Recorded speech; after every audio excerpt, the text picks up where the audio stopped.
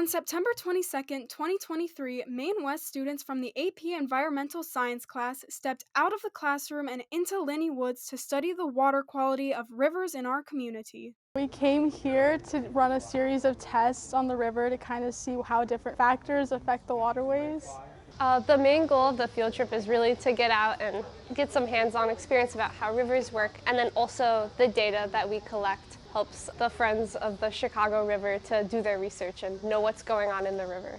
So the purpose of this field trip was to just get out of the classroom, to get out into the field and get a hands-on experience. There's so much more that is in rivers people don't realize, like the macroinvertebrates, and there's like this hidden world that's there. And so I wanted students to be able to see and experience that firsthand. Students are not only learning how to use the tools to test what's in our water, but also the importance of these skills. I think it's really important to know how to test water quality because then you can know what's in the water and you can know how it's changing and then how we as humans are affecting the water and then make changes to keep the environment safe.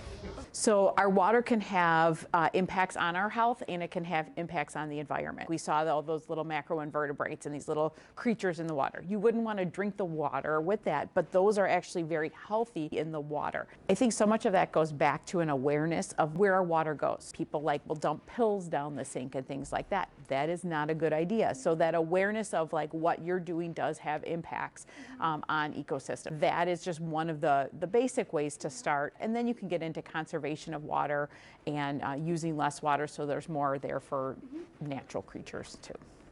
Knowing about the water quality in our rivers will help AP Environmental Science students promote healthy water and ecosystems now and in the future. This is Katie Huck with WMTH News.